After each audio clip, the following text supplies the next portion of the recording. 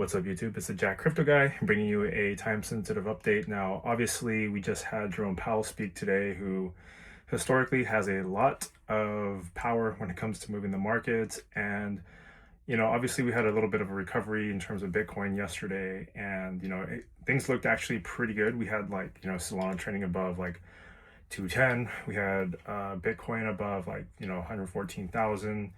And then overnight, seemingly it just I think we had 12 straight 1 hour candles just going straight down. And I know it's really frustrating and a lot of people are kind of nervous, in terms of the direction.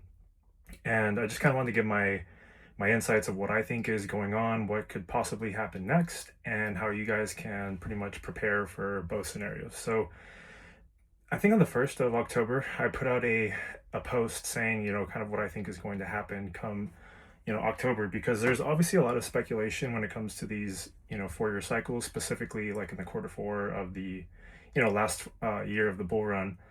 And I think that there's been a lot of speculation when it comes to altcoins having just a massive rally coming in the fourth quarter. We had a really bullish Q3, very bullish September, which historically most Septembers end very bearish.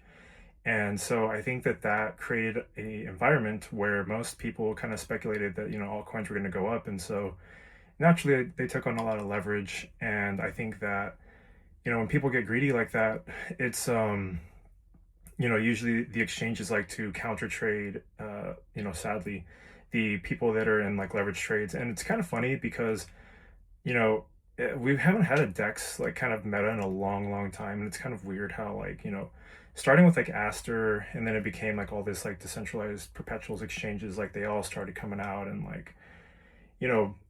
hinting at all these airdrops and getting all these newbies, in my opinion, because most people in crypto Twitter, they're in altcoins or meme coins or NFTs and stuff like that.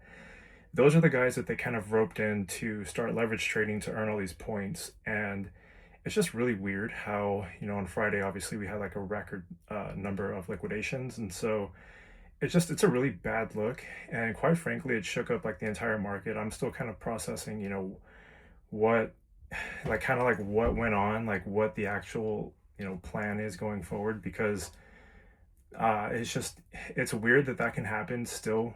I know I've been in crypto since 2016, and I've seen a lot of crazy drops. And even though Bitcoin didn't really drop so much, it was a devastating drop when it comes to seeing altcoins go down 70% because there's Oracle failures, or just low liquidity on particular cryptocurrencies.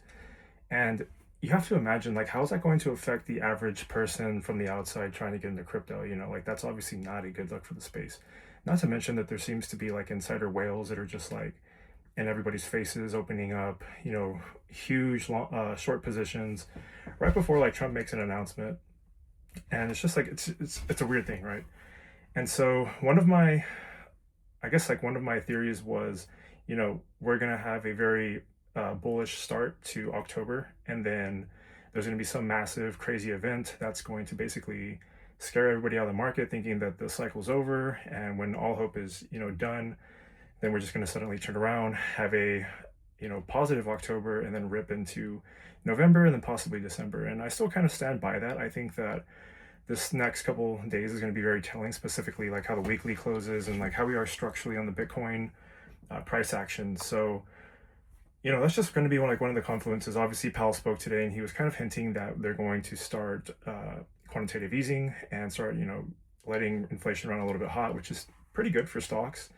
We have a little bit of speculation on metals. I think silver is ripping today, and gold as well, obviously all-time highs. And stocks are kind of shaky as well, just because of all these Trump announcements, right, with soybeans, or this feud with China and the government shutdown. It's not a good environment. And so I think it's very important to look at the cryptos that you're invested in. I think it's always smart to be Bitcoin heavy, and really look at the altcoins that you're invested in and see if that's something that you have faith in. And the easiest way to think about this is, if you didn't have that altcoin, would you buy it right now if you had money to allocate?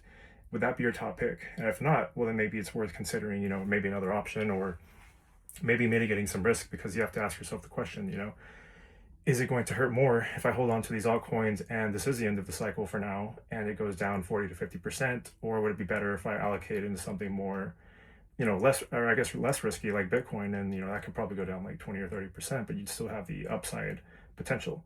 So it's just, room for thought. And again, I'm going to continue to update you with what I'm seeing in the market. I just wanted to bring you this time sensitive update.